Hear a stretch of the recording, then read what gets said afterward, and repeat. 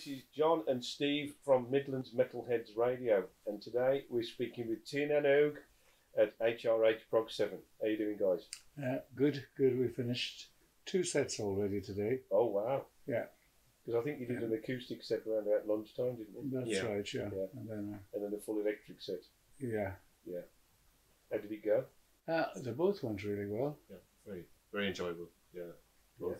Well, we had some feedback earlier on from somebody who visited us, and they said that I think they used the words hypnotic. Excellent. And they said that the crowd were really appreciative. So yeah, they were. You've won some people over today. Yeah. Do you like to just tell us a little bit of a potted history of the band? You know, how long you've been going and. Well, I was just saying today on the stage when I announced one of the songs that I wrote in 1968, and that was the year I met Sonny in my hometown. Sonny was doing a gig in Carlow, and I went to see him and his cousin playing, and that's where we met. So that was 1968. Wow. So it took us another year before we formed a group together. So it's an anniversary year for you this year. Yeah, well, it is. It's quite a milestone, I have to say. Have you marked that in any way? The fact that it's no, but I suppose we could wait another year for when we got together, sort of thing, you know. So we might take advantage of that. So you would say it was more 1969 when you kicked off? End of 69. Already, yeah. So next year's a big 50th. Yeah. Excellent. And as John said, have you got any plans to do anything special with that, like release an anthology or? No. Sometimes we can leave large gaps. It was 43 years between our latest album and the previous. Wow. The previous one. 43 years. 43 years. Jeez. But and because we don't. We don't. I don't know whether we're prog or not, but Classic Rock magazine voted our album from a couple of years ago their number 3 prog album of the year. Pendragon was number 1 in fact. Oh wow. And it was an Indian prog band, the second band. So, I mean, we couldn't believe it when we saw it. Wow. How did you feel about that? Fantastic. You're not pretty pleased. Yeah. Because have you ever considered yourself prog? You know, was it a bit of a surprise to get that accolade? Yeah, well, I speak for myself. It's new to me. I suppose when we started out, we kind of thought of ourselves as progressive folk. There was you're either your traditional folk or you're progressive folk. So we would have been progressive, but so were everybody at the time. So, you know. So what would you say defines that element of your music? You know, the progressive element. What would you say? You know, what element of your music would define the fact that you? Yeah. Well, there are Eastern elements to some of the songs, and like I think you were saying, somebody described it as hypnotic. You said you were using an acoustic with a wah-wah pedal and things like that. You know? Yeah. In fact, it's like different ways of utilising instruments. You know, do you think that's what sort of give you the progressive edge? I suppose so. Sonny uses a guitar synth as well, just for little effects. Perhaps it's the element of exploration of music. Yes. You know, try to do something different and new. You know, taking it in a direction you wouldn't expect. Yeah. Exactly, and that we don't expect. Even today, I was just saying to Sonny after the gig, and on one song, I couldn't figure out if it was Sonny making that sound, or if it was me, or what the heck. Yeah, we've got a lot of things going on with guitars. So, wow. Yeah, that often happens with me. Yeah. So even fair to say that each gig's going to be a little bit different in terms of how it flows and what happens. Absolutely. And a vibe. Yeah. I like that. And why was there such a big gap between the last two? Between the albums. Yeah. Because I mean, that is some serious development time. Yeah, what was going on in those several different lifetimes went by in between, I guess. Yeah, because Well, we don't constantly play all the time. And we do our own solo things. So Sonny put out a good few albums in the meantime, didn't he? Mm-hmm. Yeah. And what sort of style are those? Well, continuation, I suppose, of this music, same style, really, I suppose. So what was the event or perhaps the mindset that triggered? Yes, it's time to make another album. Well, I think it was. Do you know Fruit de Mer record label, or psychedelic sort of record label, and they asked us to do an EP, I think it was at the time. So we just did 4 songs for them, and we just kept going. And we thought, well, we're halfway there now. We might as well, make an album out of it. So that's how it happened. Really, we didn't make any plans from that point of view, and it's gone really well, the album. And has it carried on since? Has that invigorated you? And are you coming up with new song ideas still now? Is there going to be another album? We're going to have to wait another 43 years for the next one. We've no specific plans at the moment. No. Yeah. I'm sure. You never know what's around the corner. So you're just sort of taking each day as it comes type of thing regarding the band. Yeah, we don't. Yeah, you could say that. It makes it sound very casual. It does. Or something. You've obviously done 2 sets today. Do you tour much, or is it since you brought out the last album that's sparked that off? No, it started. In fact, at the Sonic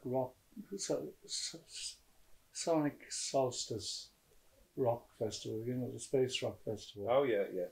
And our friend Pete, who's with us today, his brother used to play with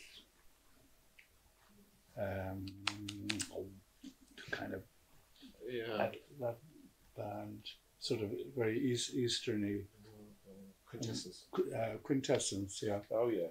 And sent a message, and Pete's other brother sent a message, and it was about on MySpace. It was before Facebook kind of caught on, really, and I didn't even.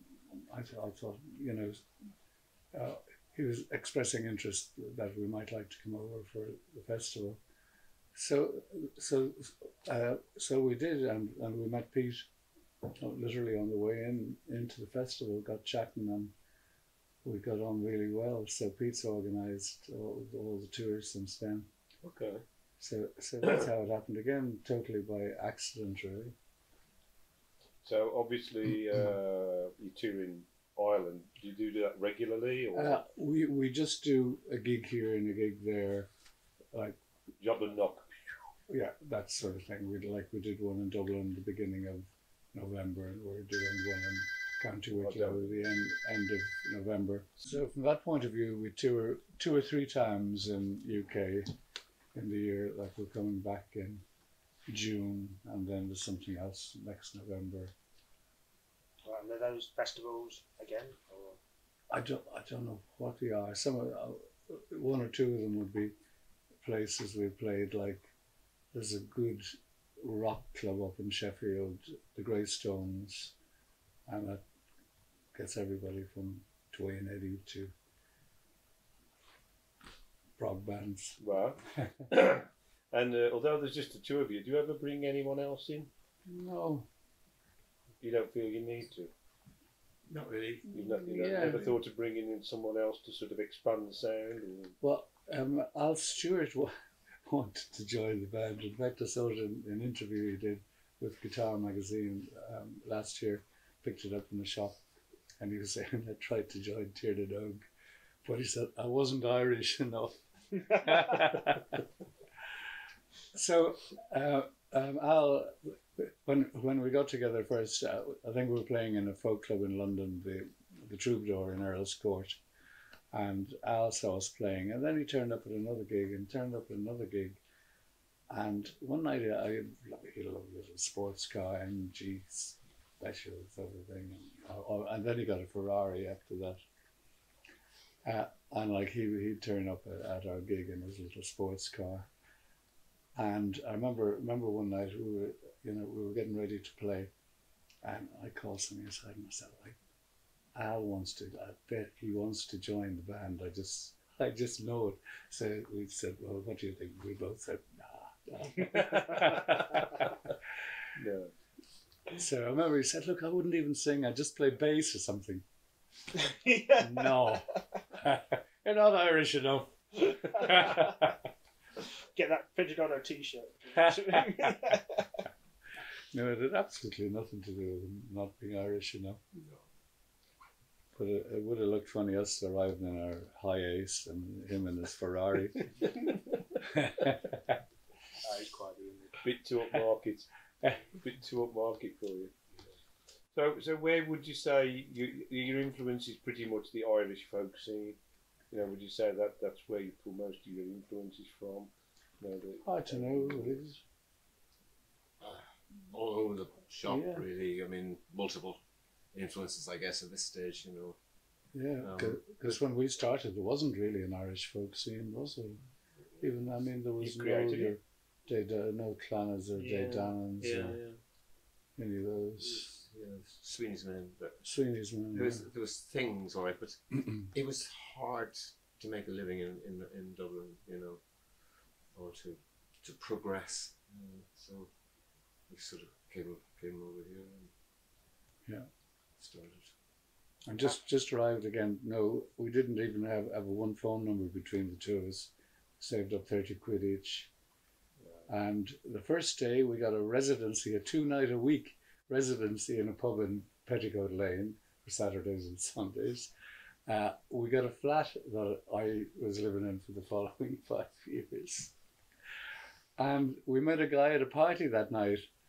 And he said, what are you doing? We said, well, and he said, do you have a demo? And we said, no, we don't. And he said, well, I'm a studio engineer. I'll bring you in after hours and make a demo for you. So the first night we got our demo, our flat, and our 2-night residency. And that was literally arriving just in Euston with guitar, suitcase. I had a school friend's address over in Petticoat Lane, and Sonny had some a daughter or family friends. Wow. They weren't expecting us at all.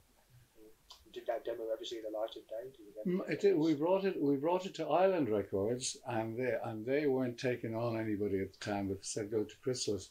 But the funny thing is, our first album came out on Island in Europe, on the Pink label, and we came out on Island compilation albums like LP with Jethro Tull and loads of bands like that. So we actually got on the first 2 record labels we went to.